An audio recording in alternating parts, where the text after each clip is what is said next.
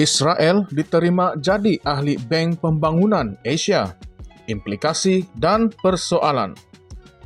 Penyertaan Israel sebagai ahli ke-69 dalam Bank Pembangunan Asia (ADB) mencetuskan perdebatan hangat di kalangan negara-negara yang tidak mengiktiraf kewujudan Israel atau menentang tindakan Zionis terhadap Palestina.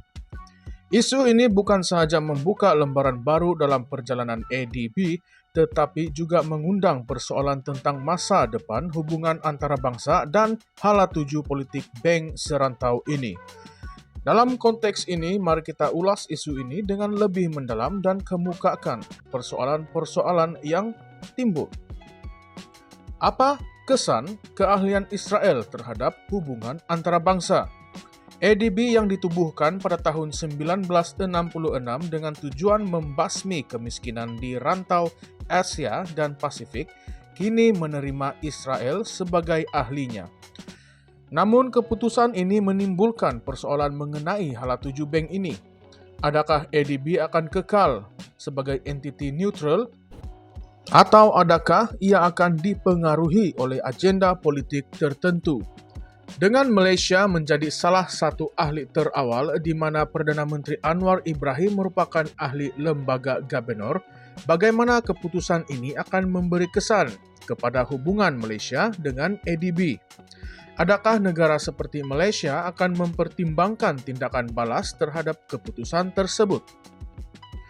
Bagaimana keanggotaan Israel mencabar negara-negara Islam dalam ADB? Negara-negara Islam yang selama ini tegas menentang tindakan Israel terhadap Palestina mungkin melihat penyertaan Israel dalam ADB sebagai cabaran besar. Bagaimana negara-negara ini akan bertindak balas? Adakah mereka akan terus kekal sebagai ahli ADB atau mempertimbangkan untuk menarik diri sebagai tanda protes? Ini menjadi persoalan yang penting terutamanya bagi negara-negara yang mempunyai pendirian tegas dalam isu Palestina. Keputusan ini berpotensi memecah belahkan kerjasama di antara ahli ADB. Persoalan yang seterusnya adalah, adakah ADB akan kekal sebagai entiti pembangunan atau berubah menjadi platform politik? Penyertaan Israel menambah satu lagi dimensi kepada bank yang asalnya bertujuan untuk pembangunan sosioekonomi. Israel akan diwakili oleh Menteri Keuangan Bezalel Smotrich, seorang tokoh pelampau Zionis yang pernah mempertahankan tindakan yang menyebabkan kebuluran rakyat Palestina. Kenyataannya yang keras dan kontroversial menimbulkan kebimbangan sama ada agenda pembangunan ADB akan dipengaruhi oleh pandangan politik ekstrim. Adakah ini akan menyebabkan perubahan dalam fokus bank daripada isu pembangunan kepada perdebatan politik global?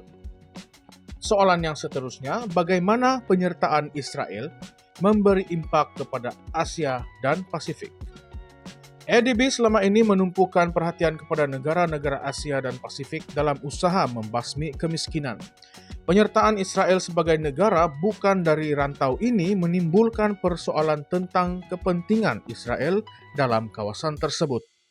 Apakah motif sebenar Israel dalam menyertai ADB dan bagaimana ia boleh memberi manfaat kepada negara-negara yang sedang membangun?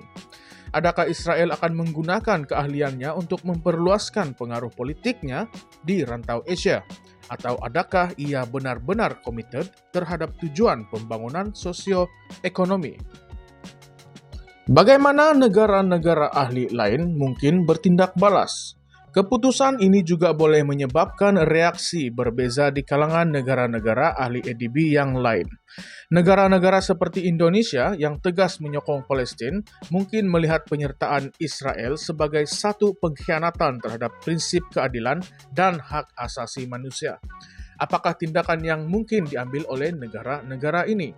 Apakah mereka akan terus bekerja sama dalam ADB atau mula mempertimbangkan rundingan diplomatik baru untuk memprotes penyertaan Israel? Ini pastinya akan menjadi isu besar dalam hubungan diplomatik antara negara-negara Islam dan Zionis.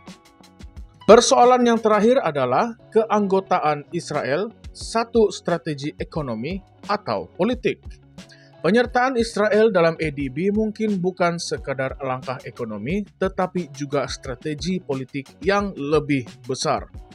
Walaupun ADB bertujuan untuk pembangunan sosioekonomi, penyertaan Israel, sebuah negara di luar rantau ini, menimbulkan tanda tanya. Adakah Israel menggunakan ADB sebagai platform untuk memperkukuhkan kedudukannya di pentas antarabangsa? Atau hanya mencetuskan lebih banyak ketegangan politik di rantau ini? Kesimpulannya, keputusan ADB untuk menerima Israel sebagai ahli bukan sahaja menimbulkan lebih banyak persoalan berbanding jawaban, tetapi ini juga meletakkan masa depan kerjasama antarabangsa di bawah tanda tanya. Bagaimana negara-negara Islam dan negara-negara yang menolak tindakan Israel akan bertindak balas?